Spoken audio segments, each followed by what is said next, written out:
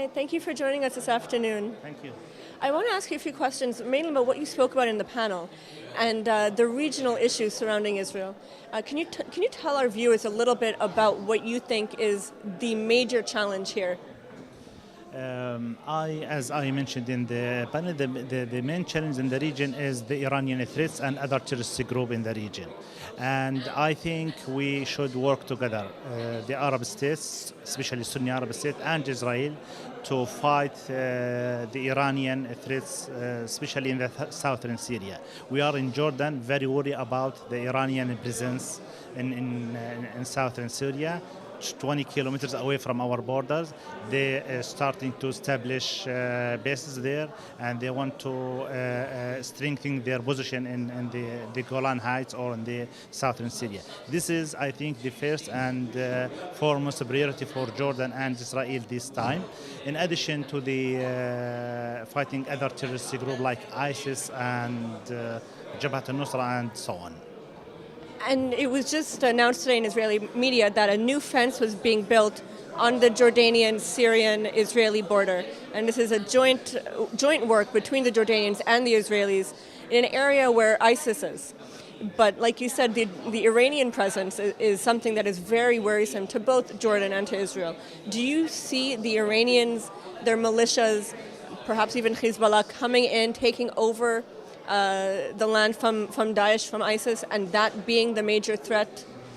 Yeah, and it seems now that the Bashar al-Assad regimes regain or reoccupied most of the Syrian territory, and especially the southern Syria. There is around 20,000 fighters, Shiite fighters from Afghanistan, from Iraq, from Syria, from Iraq. They are working under the commands of Iranian. So those fighters will working to undermine the sovereignty of the two states, Jordan and Israel. I have no specific information about the defense, but I think if this fence building according to some coordination or approval from the Jordanian government, I think the Jordanian army know what he is doing in the southern Syria, and I think the Israeli strategy for the last 2 years didn't success enough to fight the Iranian or the Syrian, or to preventing Iranian to send arsenals to Hezbollah in Lebanon.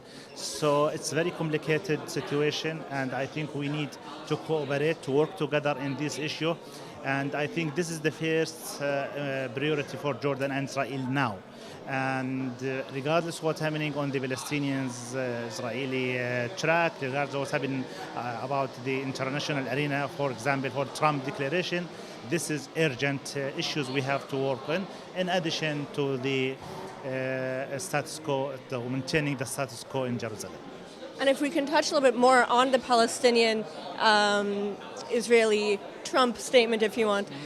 There was also Israel and Jordan, the relationship was a little bit on the back burner for over the summer because of the incident at the embassy. But right now it's warm, the ties are warming up again. But when it comes to the Trump declaration and the Palestinian issue, King Abdullah is very, very vocal about how Jordan supports the Palestinians. Okay, you know, the Jordanian support for Palestine since 1964, since when they established of the PLO, and also in 1974 when they decided to be the only representative of the Palestinians. So our support to the Palestinians is from the beginning of the crisis, from the beginning of the conflict.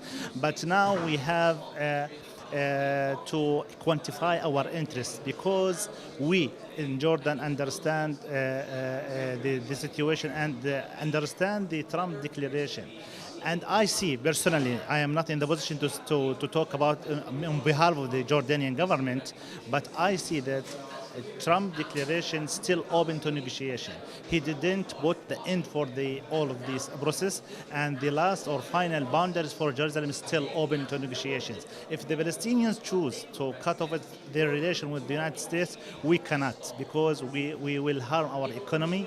The Palestinian economy is very integrated to the Israeli economy, but in Jordan, no. When United States announced that it will cut off the financial aid to UNRWA. Even the Israelis officials say this will harm our security. You do care about the Palestinians' economy.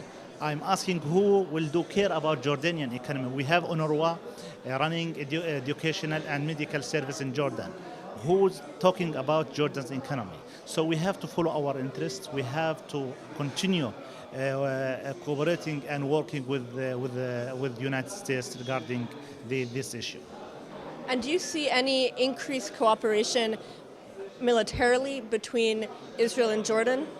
Yani, it's a very sensitive issue. I have no specific information, but what I have heard from the media and special sources that there is a high level of coordination between Israel and Jordan regarding security issues. As I mentioned in the southern Syria and other issues. But exactly, I don't have a specific information about what kind of cooperation or coordination between two sides, because it's military and security and it's very sensitive. And what can you tell us about the feeling on the streets in Jordan about Israel, about the Trump declaration? You know that the Jordanians were very angry about what happened, and they still believe that Jerusalem is for the Muslims only. But also we have, as I mentioned, we have to follow our interests. We have to realize the situation in the region. On Jordan cannot do or working alone to fight all of this pressure in the region. And when the United States decided to, by the way, King Abdullah tried many times to convince Mr. Trump to postpone his decision to recognize Jerusalem, and also to postpone or to write the waiver for the moving the embassy from Tel Aviv to Jerusalem. But Jordan alone, without Arab leagues, without collective approach, we will not success to prevent what happened in the month. Thank you so much.